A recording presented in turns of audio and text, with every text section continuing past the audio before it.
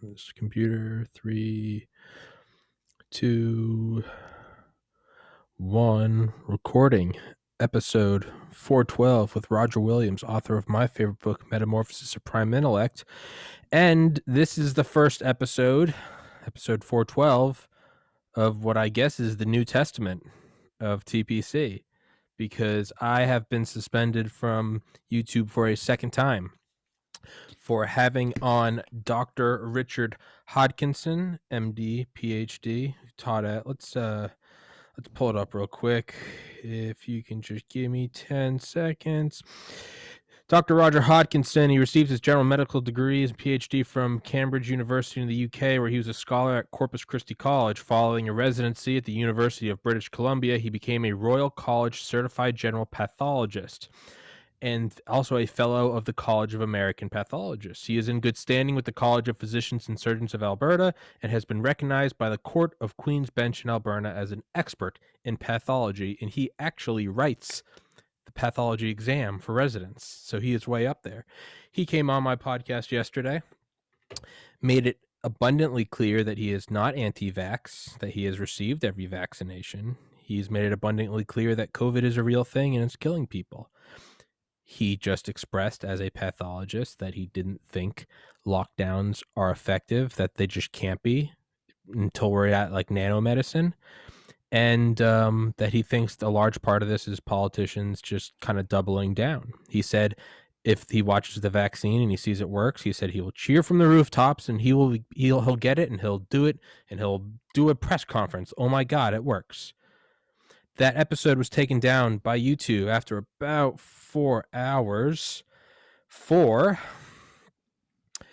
YouTube does not allow content that spreads medical misinformation that contradicts the World Health Organization or local health authorities' medical information about COVID-19, including on methods to prevent, treat, or diagnose COVID-19 and means of transmission of COVID-19.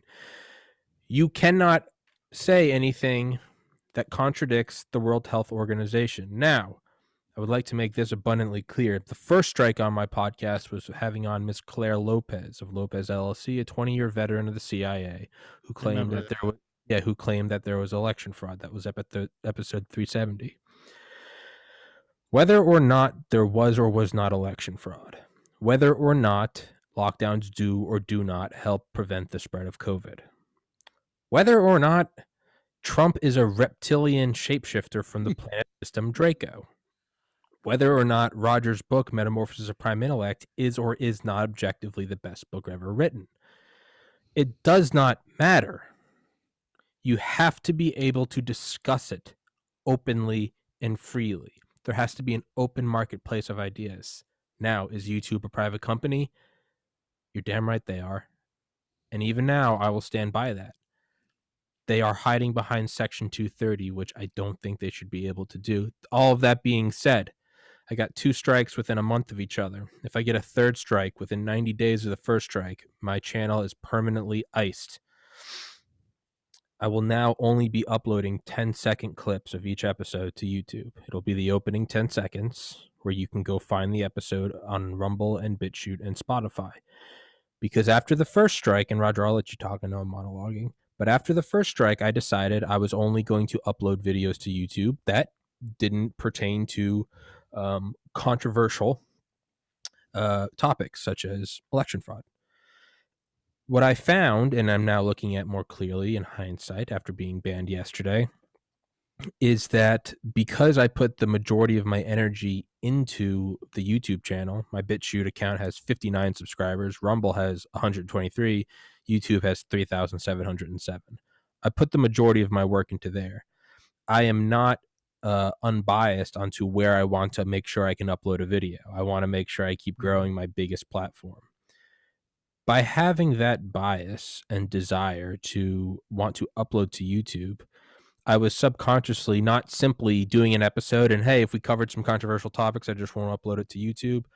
I was subconsciously avoiding those topics in general because I didn't want to do an episode, do a 3-hour episode, and then kind of spike it, poison the well with a topic like COVID or something, and then all of a sudden not be able to upload a video. I wanted to be able to upload something. Mm-hmm. But now, seeing as how I had no idea.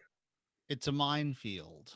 Well, is what it is. The first episode I got banned with, I kind of had a feeling it was going to happen. I kind of did. The second one, I uploaded a prelude before. I was like, I think I might get banned for this, but I was pretty certain I wasn't. I thought I was just being dramatic. I got banned for it. So what I'm not going to do is I'm not going to keep trying to dive and dodge and play their game. I'm not going to go out in a virtue signal of glory and be like, fuck you all, and then permanently get a third strike. What I'm going to do is just upload 10-second clips. Hey guys, today is with my favorite author, Roger Williams, a returning guest. You can find this episode on Rumble, BitChute, and Spotify. Those links will be in the description, sticking to the top comment. And that's all that's going to be uploaded to YouTube is 10-second bits, because my worry is this. These are the same people, the same corporations that told us Iraq had WMDs. Okay? These are the same people that told us we needed to torture illiterate farmers in Guantanamo Bay. Okay? It starts with banning Alex Jones, Milo Yiannopoulos, and Donald Trump. Sure, if you're on the left, you hate all them. Okay, whatever. It's a win. I get. Sure, I see that point. It starts with election fraud. It starts with COVID. The next one, I guarantee you, is going to be. I will put any amount of money on this. It's going to be. You can no longer discuss Second Amendment rights. Years down the road, when they have eradicated every conservative channel and every right-leaning voice like myself, there will be no one else to eradicate but the moderate liberals. And this is my prediction. One day you won't be able to post videos of police brutality. You will now be contradicting official law enforcement officers of the United States government. You're talking about fascism. It's coming. And and fascism is fascism. It doesn't distinguish between the right and the left. It's like you have your preferences as to how the government should work, and I have my preferences as to how the government should work. But when the fascists come along, they have their preferences as to how the government should work, and fuck both of us. And fuck you all. So, yeah. Oh, incidentally, in happier news, I got the shipping notification this morning. Woo! that Fractal Pharaoh shirt is coming my way. On a much lighter note, Roger, that's a fantastic shirt you have on there. Thank you for getting it. You guys can pick it up in the merch store, which will be online, and he has a new one coming. I'll be interested to see that. The merch is coming along nicely on a much lighter note. And you know what? Yeah. We got to find the positive side in this. Fuck it. You know what? It's like when a party moves from when they close down the bar and the party moves to the house party. We're just going over to Rumble, guys. We got the Macarenas. We got the tequila. Party's not stopping. We do what we gotta do. We do what we gotta do, man. Hey, you know what? There's nothing we can do about it, all right? Hey, dude, the party's not stopping, all right? We got a limo. We got a bunch of liquor. We got some bottle rockets. We're just moving over to Rumble. It's not stopping. It can't stop. Yeah. And so whatever. No, it's like as I told you last week, I love this shirt. This is actually fabulously, wonderfully made shirt. But I was hoping I would have the other one by this week, but like I said, I got the shipping notification Saturday morning. So, okay. Well, I should have it by next week then if we do, another one. So, thank you for your patience with that monologue, but that had been dwelling inside for the past 12 hours, and it needed to come out like a burp. It was coming out one way or the other. I could have been talking to the head of Girl Scouts for America, and I would have been like, Cindy, hold on a second. These goddamn fucking commie fascists. Mr. No, I completely understand. Actually, I agree with you. It's like it's supposed to be on the other side of the political spectrum from you. That's the true terror, is that you and I are in the same boat now. Yeah. I'm like, no, I fucking agree with everything that you just said. It's it's terrifying that so much of our discourse is now being channeled through two or three companies that then, whatever their motives may be, that's bad enough. But then the government can lean on them. Mm-hmm. So it's like, what the fuck? Not good. I saw your notification that said it's like you got banned because of this, and it's like, what? And Yeah. well, all I can say is I'm here, and Fuck I yeah. don't care if you can only upload me to Rumble and the rest of the shit because of YouTube, Hey man. whatever they're Hey man. doing. It's the new counterculture, all right? It's not the Beatles with flowers and it's not spiked hair and chains. It's the new counterculture being for free speech. Roger, who is left, me, who is right. Hey man, this is the Yeah, new counterculture. I'm sorry. I just want to be able to talk. I just I yeah, just want to be and able to and I talk. want you to be able to talk. So this is like very disturbing to me. It's listen, man, is it's going in a very distinct direction. And I just there is no historical precedent where this works out hunky dory. This always No, ends with piles of stripped and skeletal naked bodies. That's how it always ends. Every continent, every decade, that's how it ends. Whether it's Vietnam or whether it's Germany, this is how it ends. It always sometimes it yeah, takes a decade, sometimes it takes four a or week. five times. Yeah, but yeah, sure. Yeah, you got a point there. Russia, Siberia, Venezuela, Mexico. It does not matter. You cut down these things. This is where United States, World War II. We put all the Asian Americans in Hmm. internment camps. We're not any different. Yes. This is No, where it yeah, we're goes. not innocents here Not ourselves. at all. Not even close. Not even close. I mean, you know what? I just really jacked me up. It's kind of, a week from today, I'm moving out. I've been at home for 5 years. Hey, Hey, yeah, I got an apartment. So, yeah, I'm super psyched about it. So, moving out a week from today, I've been at home for almost 5 years. Super psyched, pretty nervous, but it's a good nervous, but definitely wasn't expecting to also have to go to war with like the biggest corporation in the world. But you know what? Hey, you know, it's the way the cookie crumbles. So, but yeah. Nobody expects the Spanish Inquisition. everything changed once the Fire Nation attacked. Yeah, exactly. Or what was that? A nuclear bomb can really mess up your day. Like, listen, Yes, or as Optimus Prime, totally. or as Optimus Prime so eloquently said in Transformers 2, fate rarely calls upon us at a time of our choosing. So I just wanted to sell Area 51 hoodies and yell on camera. Apparently, that was too much to ask, but I'm still going to do it. Well, I'm here, Fuck yeah. and that's because I like what you're doing. Thank you, sir. And I got a fan who emailed me asking very intelligent questions. And he said, "Oh, by the way, I found you, got my book, because I saw you on Tommy's podcast." Fuck yeah. So, I mean, I was like, it's all good. It's all good, man. We want the same things, and I hope And and as we had the little text discussion lately. It's like, yes, I am actually, after nearly 20 years, starting writing.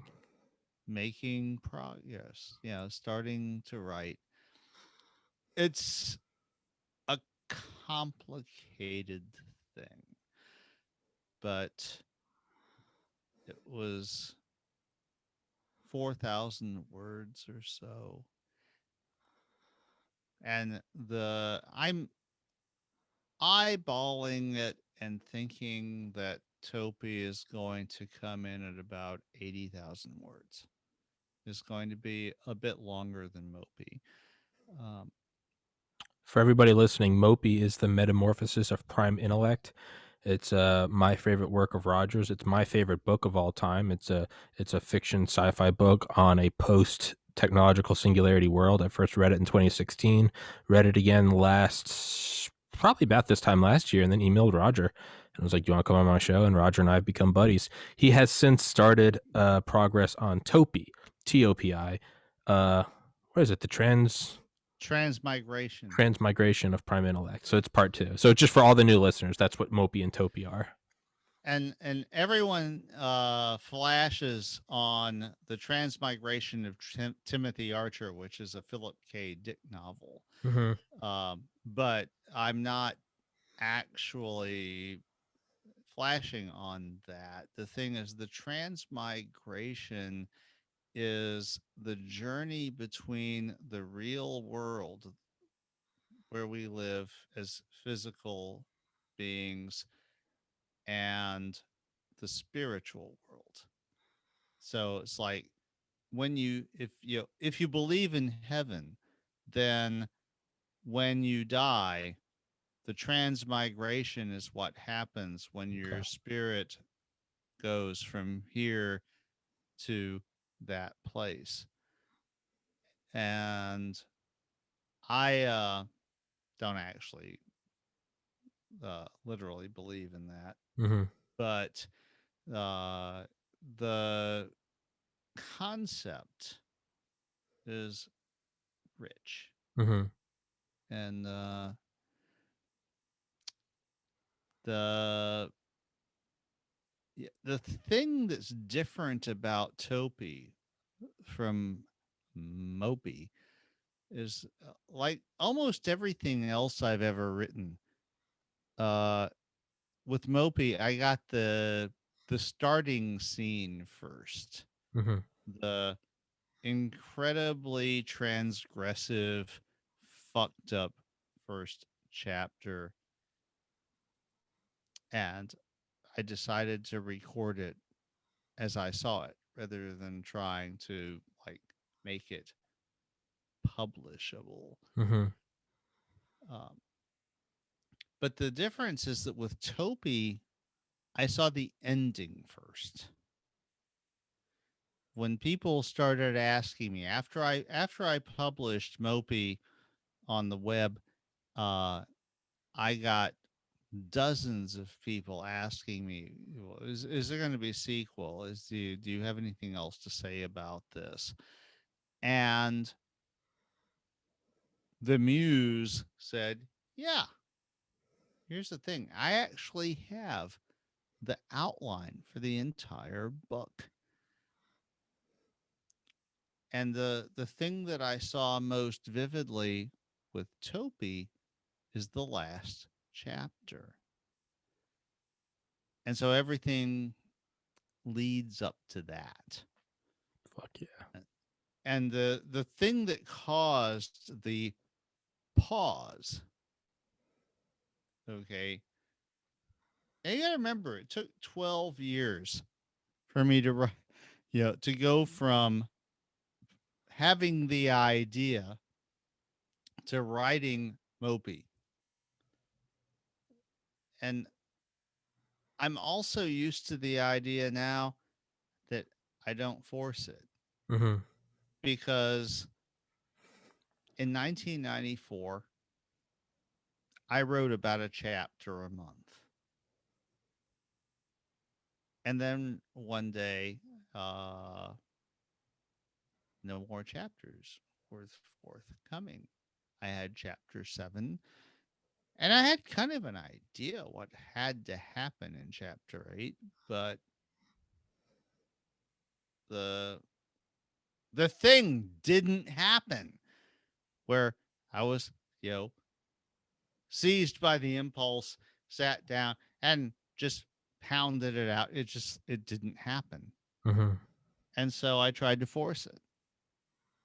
It's like, okay, it's like, no, we need a final chapter for this thing. And what I wrote was crap. It was terrible. It was. I don't even want to describe how bad it was. It was, you know,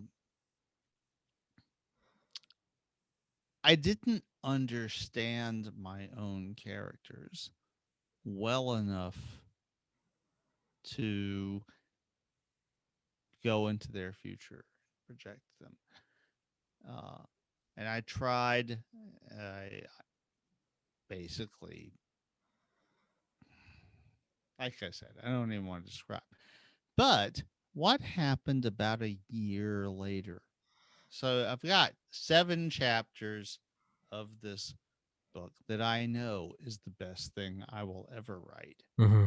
And it doesn't have an 8th chapter, it doesn't have a finale.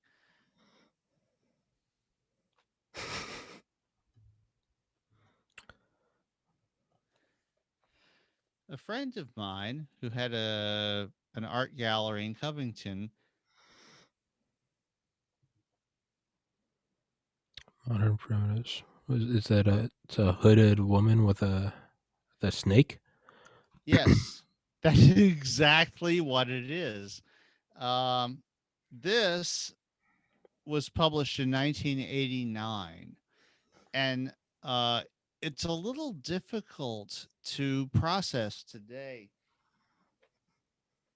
But in the early 90s, throughout the 80s, body modification was considered very sketchy.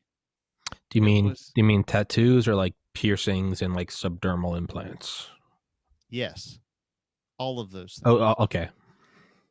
So those things were all considered like only things sketchy people would do. It's like if you showed up for a job interview and you had tattoos, there's a good chance you're not going to get hired. Mm-hmm. Uh, That's why Travis Barker got tattoos. The drummer for Blink 182.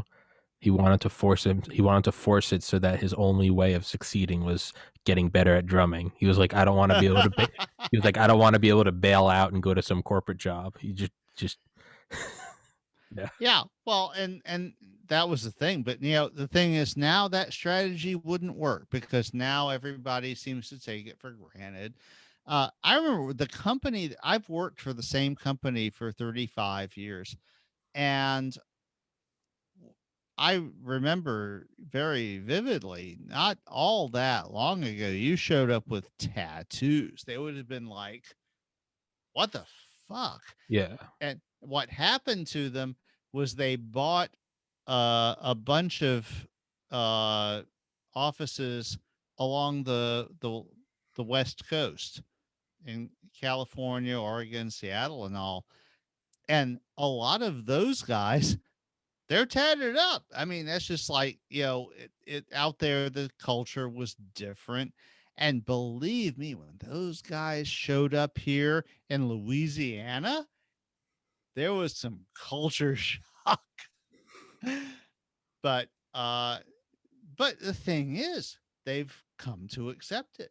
Mm-hmm. They've realized it's like, okay, guy here is one of our best sales guys on the West Coast, and he's tatted the fuck up. In fact, he tatted himself with our company logo Hell on yeah. his Com- arm.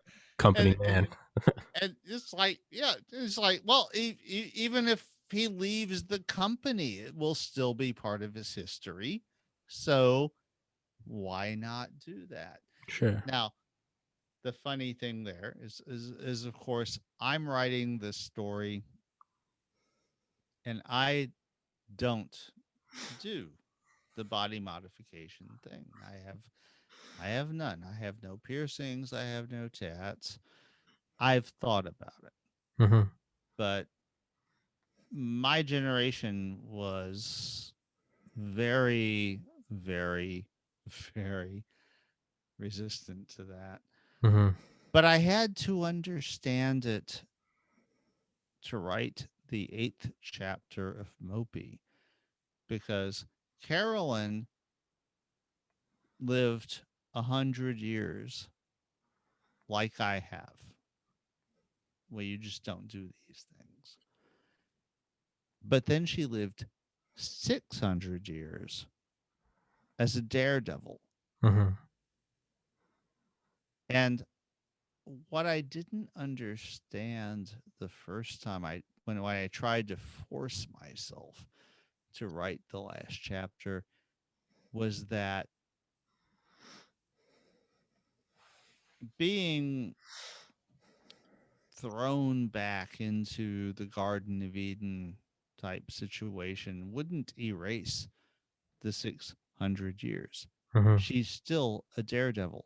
Mm-hmm. She's still, you know, she's not the shy grandma anymore, and she never will be again. So I've been trying to get into the mindset of my characters. And the thing about Topi, all right, was I originally promised to write a sequel to Mopi in 2003 to the corrosion people. So it's like, and it was because I had a vision. My muse had spoken to me and showed me, but this time, really the only time that it has only happened to me in my whole life, she showed me the ending.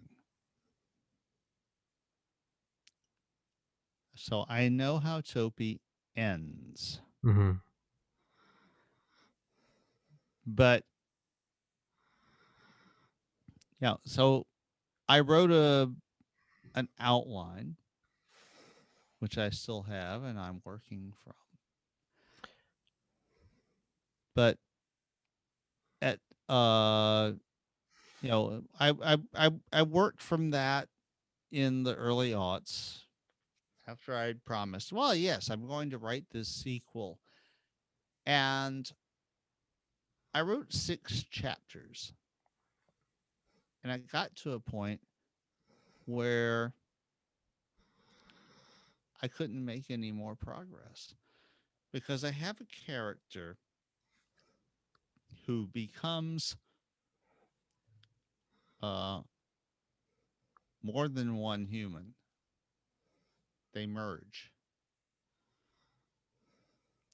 It's it, you have to read it to understand. But so you have basically what ends up being 4 human beings who become a single character, and they become a superhuman force. And I tried every way I could think of to portray this.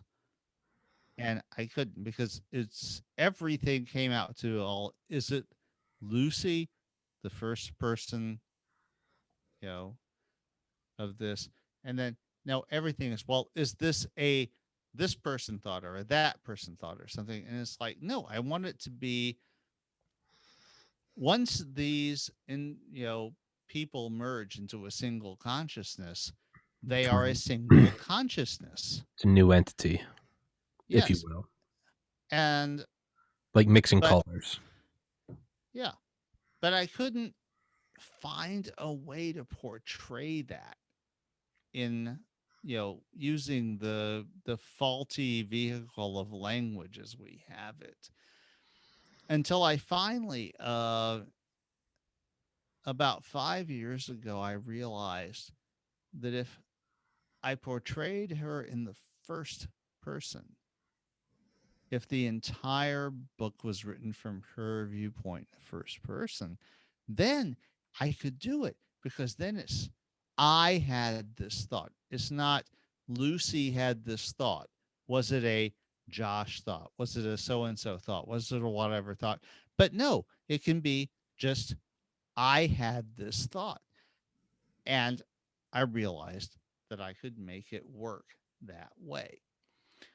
But that meant that I had to rewrite the 6 chapters that I had in the first person instead of the third person as Mopey is written in. Now, that wasn't that bad because this character actually does ascend to a godlike persona in the universe. So, having this character know all of these internal thoughts of various people and all isn't that unbelievable. It actually does make sense. So it was just more a matter of mechanics to change it from the first person to the third, from the third person Mhm. rather to the first person. But then, so I did this. So this has been like 15 years. I've been thinking about it, and maybe it's like 2017 or something, somewhere around there. I thought of this and I redid it. It's like I rewrote those chapters. And I was thinking, well, this will get me. This this will get it started. This will, Yeah, jumpstart it. but it didn't. I don't know why. The muse did There, not visit. if if I can make a comparison with graphic design, um, the shirt you have on right now, the Bob Lazar Area 51, I was having trouble.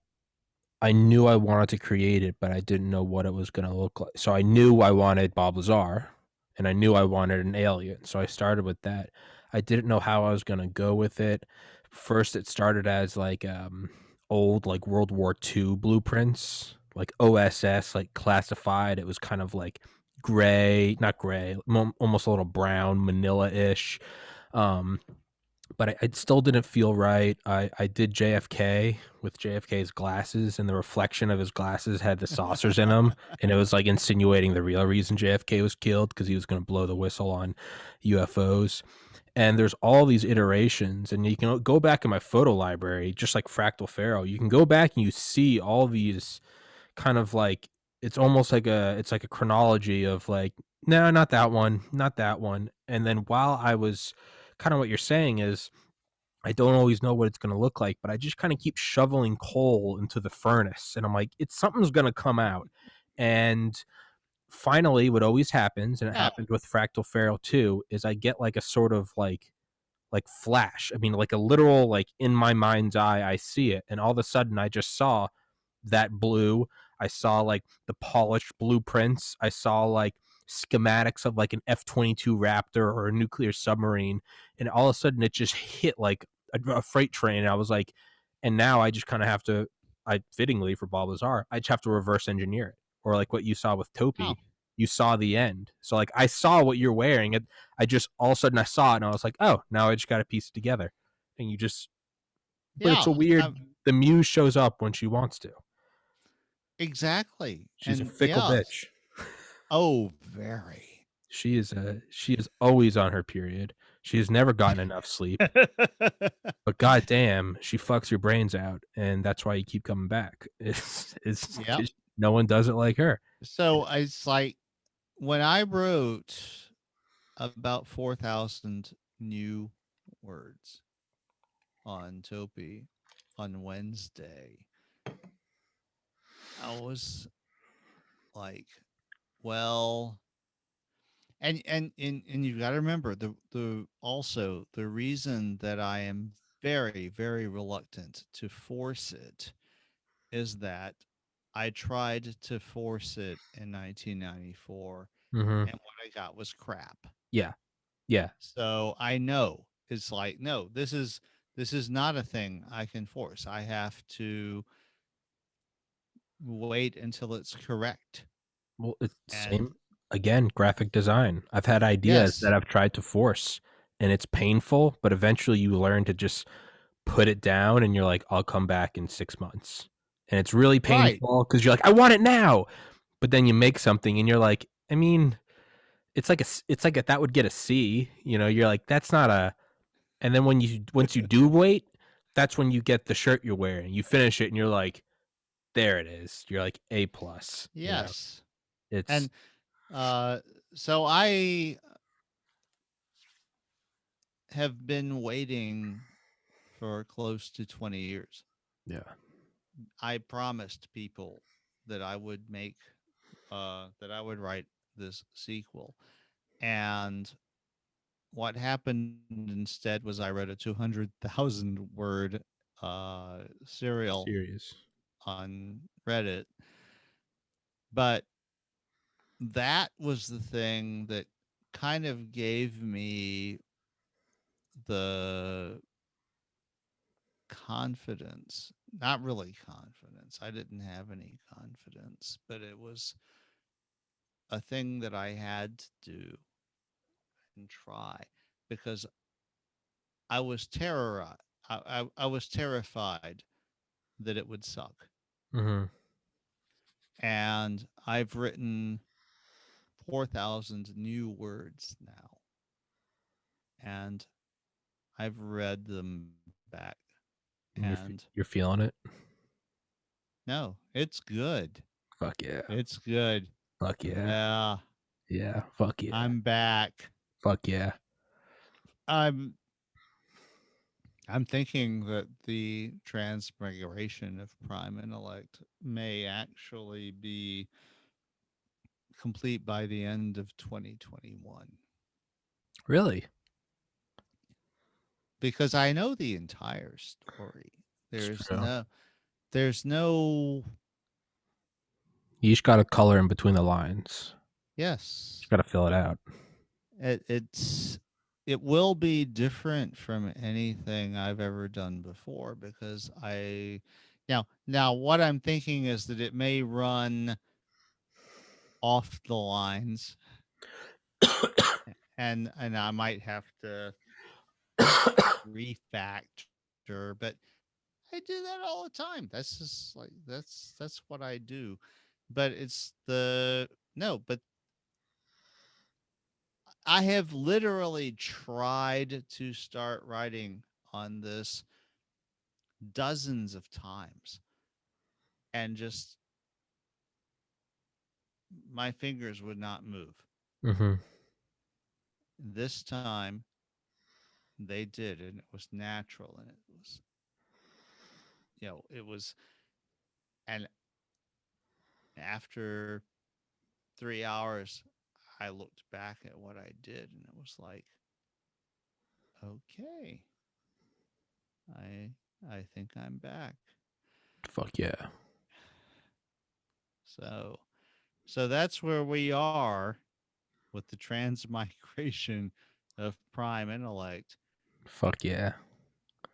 It's uh, back to being a thing that might actually happen. and Yeah. and I know this. I've got oh my god, my fans. Like I've disappointed so many people because I told them, well, I have this sequel and in my head, and I have the whole thing. I have the entire story in my head, but telling it is and there and of course normal people are just like just fucking tell the story. It's like what's your problem? And it's Yeah. like my problem is telling it right.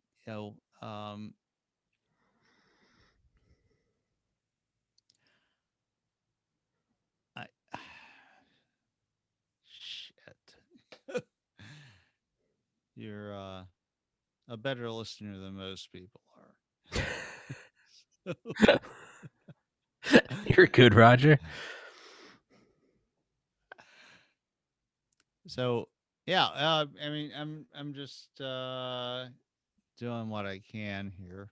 I mean, it's like I get it's right. Yes, like 2020. It was like, all right, so I finished the the thing and all, and then the 2020 hell year comes along when everything is shut down with the COVID shit and all. It's the year that 2020 met up with Satan on Match.com, And and they said let's raw dog each other in public.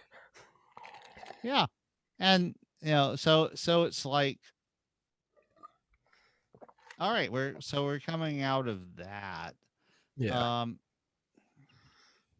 oh, I mean, I don't know. Did have you ever seen the 2020 Match.com commercial? No.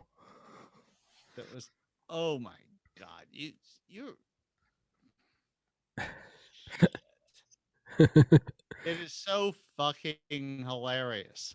do you think do you think with do you think with Roger? Roger just disappeared. Roger, you there?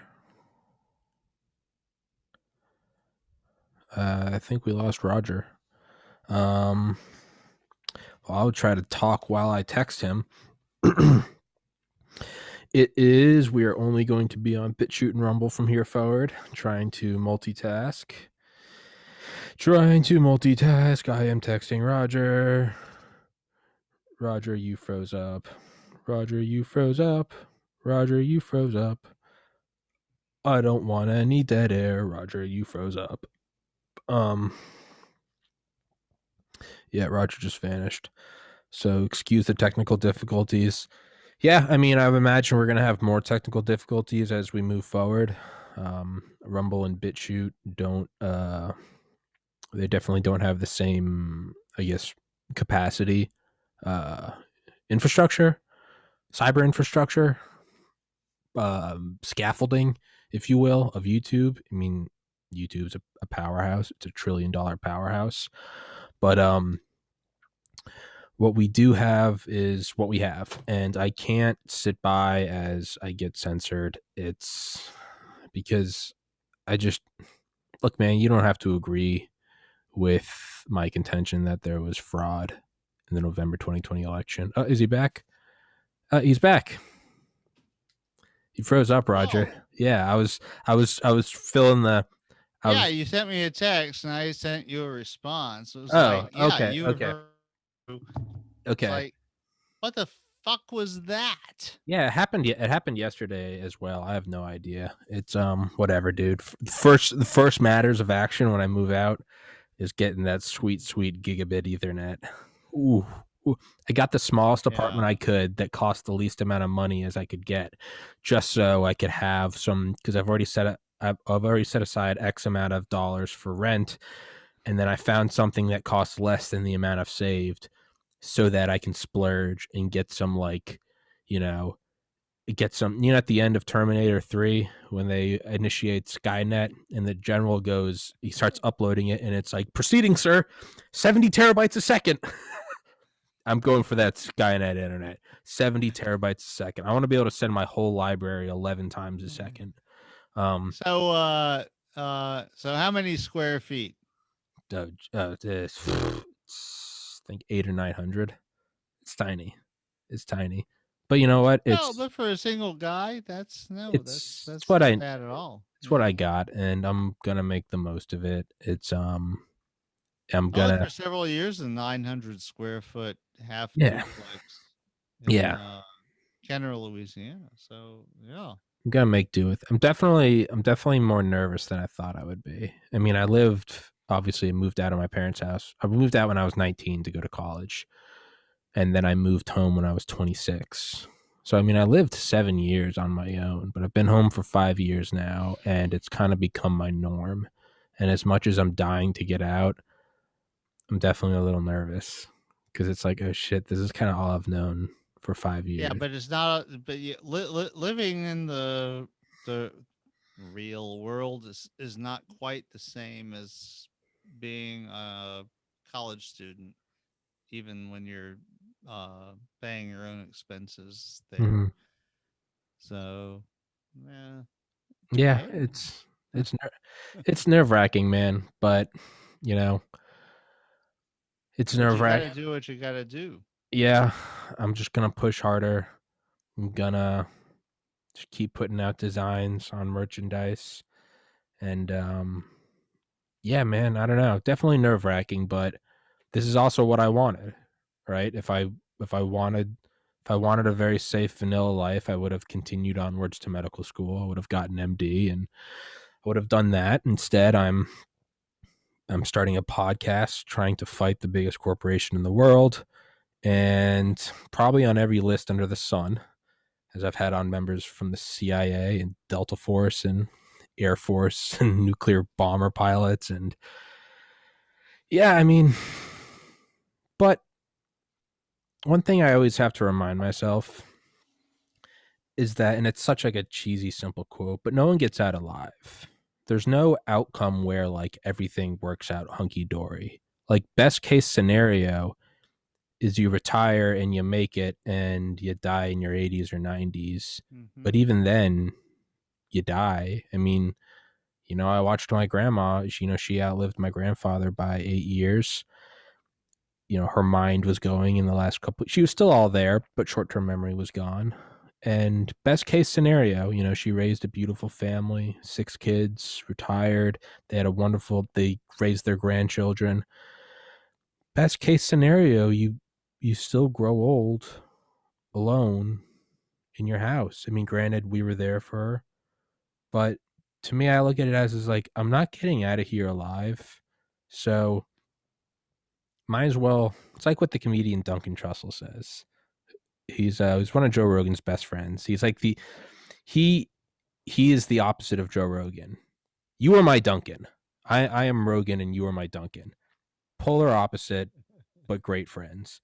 And Duncan always quotes the Bhagavad Gita. And he talks about how, this soldier he sees the army and he knows he has no chance. It's him versus 1,000. And he takes off his helmet and his armor. He drops his sword and he walks into the woods. And then like the god of death appears to him and he's like, rise to the fight. You're here to die a warrior. You're not surviving regardless. So you can die on the run, hiding in the woods, or you can die on the battlefield, running at a group of 1,000 soldiers, just screaming. And he's like, rise to the fight. He was like, you're here to do this. You've done this. There's been an infinite incarnations of this life. No one gets out of this. So go out a hero.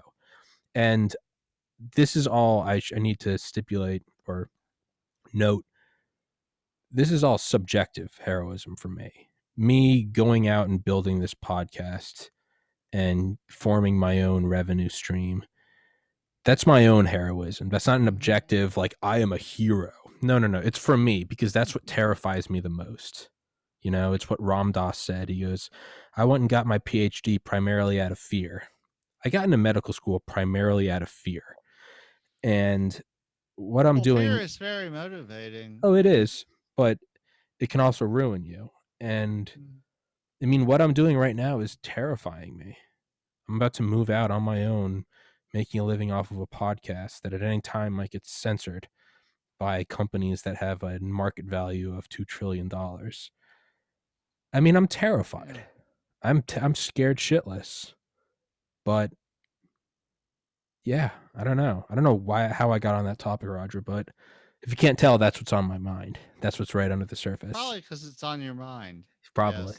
It's yeah, but 7 years ago this Thursday, my oldest brother committed suicide.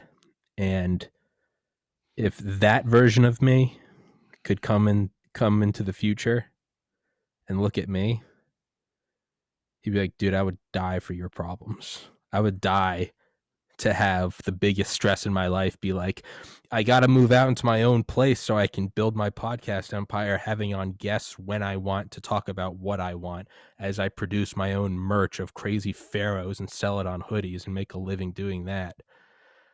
That me just started dating the first girlfriend of my life, just lost a brother to suicide, and had just decided he didn't want to go to medical school and had no idea what he wanted to do. Wait, did you mention girlfriend? In 2014, yeah, I had just started dating. Yeah, I dated her for 4 years. We started dating right before I graduated. Oh. I was in a long-term relationship, but the fallen in love with. My brother committed suicide, and about 2 months before he did that, I had sent a letter to the University of Miami Miller School of Medicine and said, thank you, but no thank you. I don't think I'm going to go to medical school. I look back at that. That was like flipping. That wasn't just flipping the Monopoly board. That was flipping the board and then lighting a flamethrower as there was an earthquake. Like, that's what I did to my life then. Like, yeah, so I guess just put it in perspective. But sometimes you have to do that, don't Yeah. you? That's, yeah, I mean, I've had to do that myself. My uh, relationship with my parents was, well, I know my dad is going to watch this. I'm just going to say we had problems. Yeah, friction. But yeah. And in the end, life wins. I don't know. I mean, yeah, it's like I thought I had something pithier to say than that, but I don't actually. Um, Yeah, it's you've done really well for someone. It's like I know that you've had uh, problems that you've been battling, and I admire the gusto with which you have come back and attacked life, as it were. That's inspiring to me. It's one of the reasons I keep coming back on your podcast because you are an inspiring figure to thank me. you. That means a lot to me, Roger. Thank you. It's And there's I guess how I look at it is like I don't want life to get the last laugh. To me, if I caved and just started doing drugs or committed suicide, to me that's like losing to life. So I'm like fuck you life. I'm gonna I'm gonna keep fighting just to spite the universe, just to spite the force that can create whole galaxies and black holes. I wake up and I'm like middle fingers and crippled with anxiety and depression. I'm like, fuck you, we're burning it down today. yeah, Yeah, it created us. yeah, And where the fuck are we? yeah, So exactly. it's, yeah. So, yeah. Just, I mean, just, Okay. yeah, Yeah. And the it takes strength to get up in the morning and realize that and move forward with that understanding yeah, that the universe is fucked. My place within it is fucked. That it's like there is nobody that is going, it's like God is doesn't, doesn't just not exist, but even if he did exist, doesn't give a shit about me. yeah. And I have to deal with the whole thing on my own. It's kind of like, it's kind of like pushing your kid into the pool, so he has to learn Yeah, to, so he has to learn yeah. to swim. Learn to swim. Room. I feel like if there is a God, that's what God's doing, pushing us in. He's like, swim. And If we, maybe so. It if we, may be the kindest thing that he could do. But if that's the case, then we are in a truly fucked situation. you and I are both toddlers that've been pushed into the deep end. We're, Yes. we're It's like, I like, guess we're learning a lesson, but I can what the barely. fuck is this? It's yeah, it's hard to do doggy paddles in the deep end with when you're inhaling chlorine water, but still Yeah. trying to say it's for our own good. We're building character. No one, Yeah. No one does that, right? It's only in hindsight that you can sit there with a cup of whiskey and go, "We build character." During Yeah, we do that when we're yeah. in So they hindsight, push us into the pool when we're yeah, 6, yeah. and then when we're 60, we sit here with a you know glass of wine and say, "Oh yeah, okay, this is." Mom and dad were teaching us how to be strong, Mhm. right? Yeah, Yes, go to it. Yes, that's what you have to do to the kid. yeah. That's You look back at it with rose tinted and glasses. then we wonder why our entire civilization is so It's so fucked up. traumatized. I have a theory though, and I was talking to Mitzi this morning about it. Mm. Is obviously I was never in the military, and this is an incredible stretch to make. So please bear with me. I understand the ludicrousness of this stretch, but pledging up a fraternity in fall 2009, it's you start with like 30 pledge brothers, you finish with about 10, lasts 3 to 4 months, and you don't know it until afterwards, but it's designed to break you, and Mhm. there is no way to actually win it. You're never given all the puzzle pieces. You're told to build something and you don't have all the screws.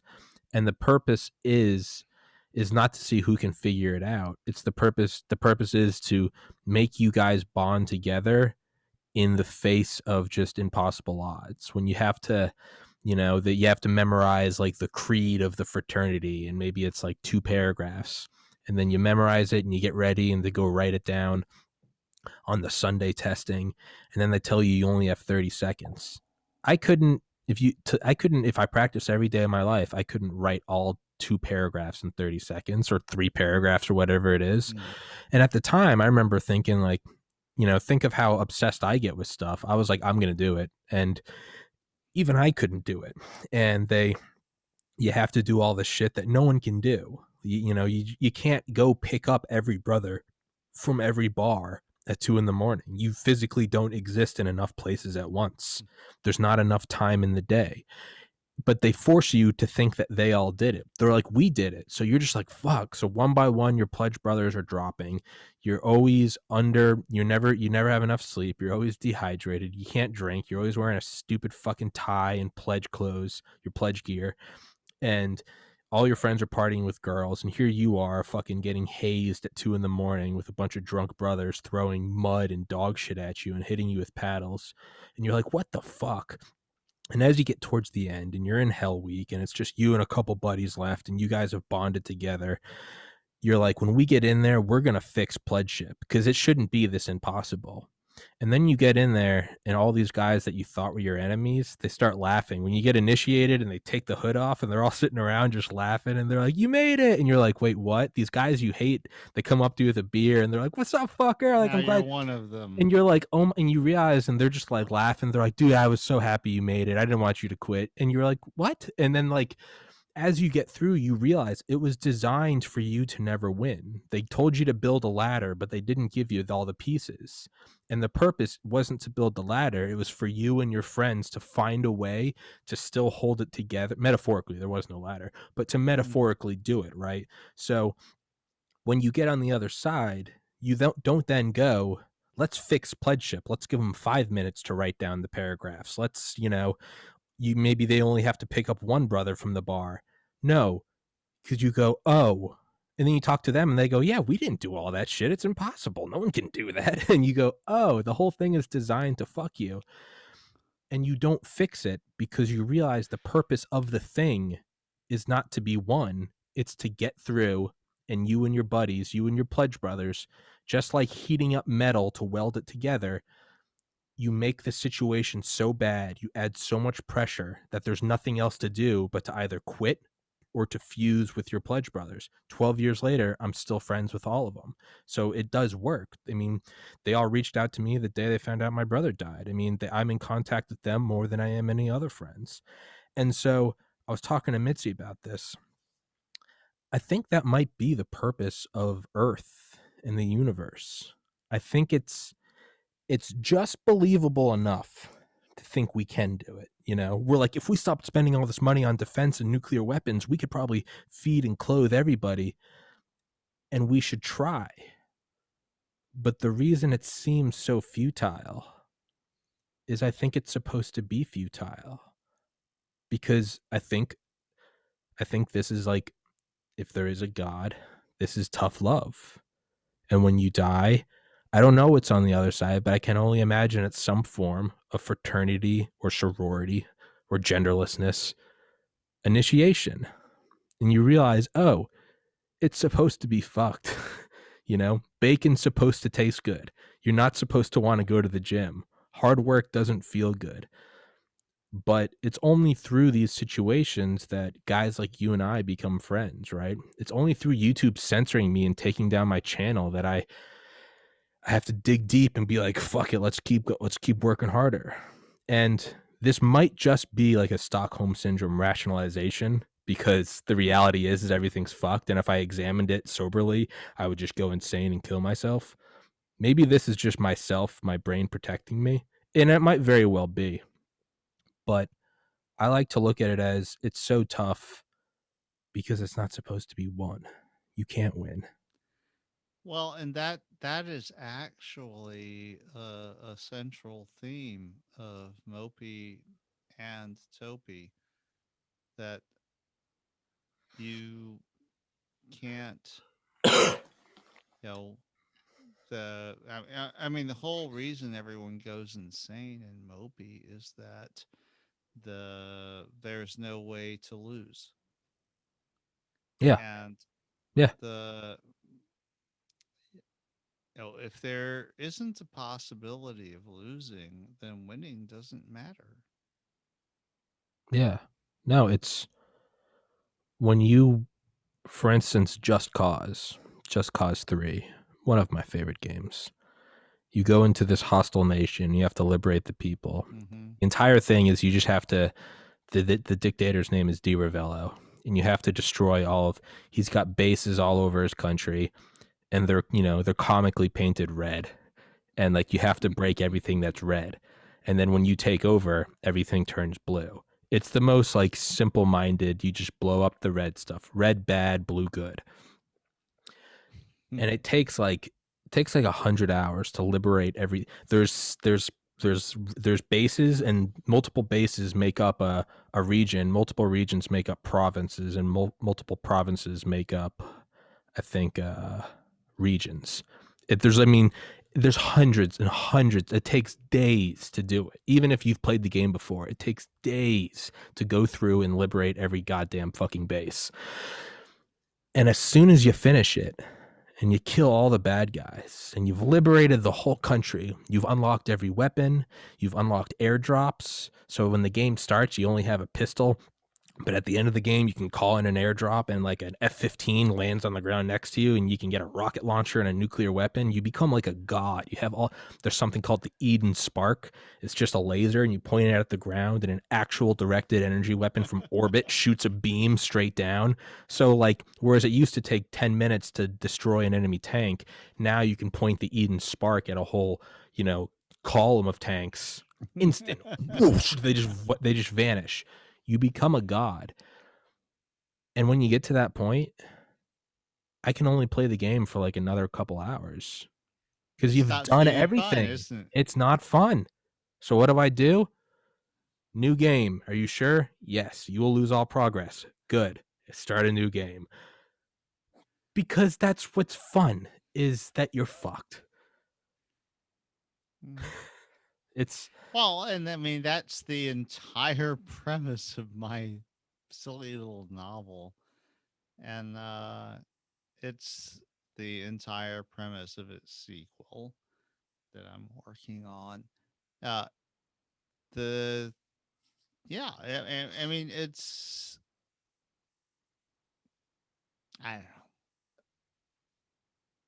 It The thing about Mopey is that it's hard to see what it's getting at from the viewpoint of a person who is struggling to survive.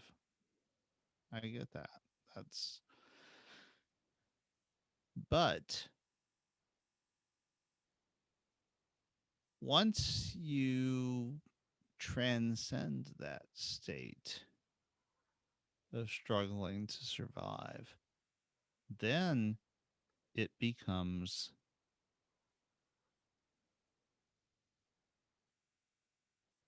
it was obvious, the default condition. It's yes, this is, you know, but we're not in a place where most people can immediately see that transition. And of course, the thing about writing the sequel is that it's worse. What do you mean? Everything about it is worse. Oh, you mean like the universe in the story? The way that the human condition fails. Okay. And that, I mean, it's funny because it's not a thing that I wanted to do, but uh, yeah, it's everything about the human condition turns out it fails. It Mm-hmm. turns out to be wrong.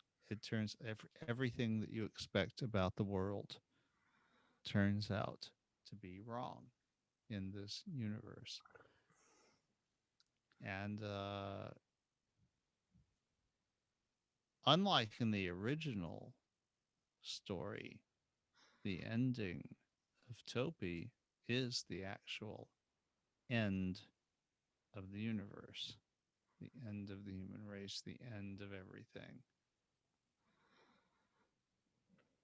Fuck. Because that's the only place where it can go.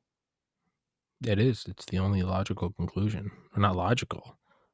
It's the only believable. Yeah. And it's not what I wanted to do. It's what I had to do, what I have to do. So Fuck.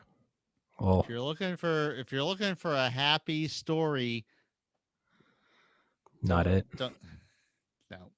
Well, I mean, Mopey wasn't necessarily happy, wasn't at all. But that's why I like it. It's because that's how I think it would go. Yeah, there's a component of Mopey that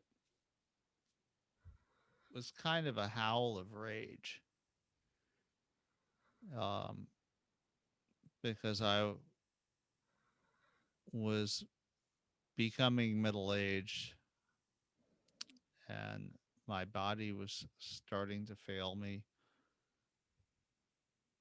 in ways that no one had put in the instruction manual. You know, Yeah. it was so, um, but it was something that a young person could also understand. Topi is going to be the howl of rage of an old person, me. And I understand those things now. Life is a cage that you can't escape. And eventually, um,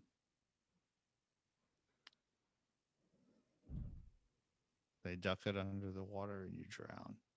That's just what happens.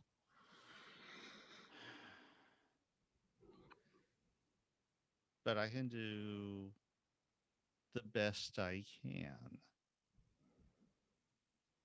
which I have. It's like I've written some stuff that I'm pretty proud of since then. Passages, and curators. I still have a couple of episodes of the Revelation I know we passage to do. read to you. I know we do. Um, yeah, I didn't know how well you would feel today, so I wasn't. last week you like fucking death warmed over. I mean, Last week I threw up about 30 seconds after the podcast ended. I felt horrible. This week yeah. I'm just angry about censorship. But Mm, I do have my buddy that's coming on here in 15 minutes. So Roger, let's wrap this one up. As okay. always, thank you for being here, my man. It's good to know that you're going down with me as we're in our little. Roger and I are Tank Man in Tiananmen Square, and we're wearing our Area 51 shirts as the column of Chinese tanks line up before us: Facebook, Instagram, Twitter, YouTube, Google. And we're sitting there just with a copy of Mopey in one hand and a Fractal Pharaoh hoodie in the other, just screaming as the tanks run us over. But you know what? There's no other way I'd rather go. I would hate to just witness it, because then you die old knowing that you didn't rise to the fight. And that's worse than death. Sounds like a plan. Fuck yeah, Raj. Maybe we'll squeeze in one more before next weekend, but for now it looks like for everybody listening, Thursday is the anniversary of my brother's passing. I'm moving out Saturday, which means I'm sure I'll be packing all day Friday. Sunday, I'm sure I'll You're still gonna be be a unpacking. busy guy. I think I'm going to be fucked for like 96 hours. But before we know it, we'll be right back at it. And Just let me know when you're ready. will do, buddy. As everything in life that has seemingly fucked me over at first, in hindsight, it always becomes blindingly clear that it was a blessing. I can only imagine that somehow, in some way that I can't understand right now, getting booted from YouTube will somehow turn out to be a blessing. I have no idea how. And again, maybe this is just blind optimism and I'm smoking hopium, but I'd rather try to be optimistic than just wallow in defeat.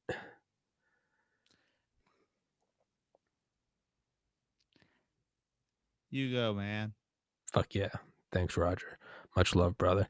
Roger Williams, author of my favorite book, Metamorphosis of Prime Intellect, and soon Transmigration of Prime Intellect, which Roger will finish, or we will form a marauding band and we will take him hostage and force him to write with cattle prods and hot irons.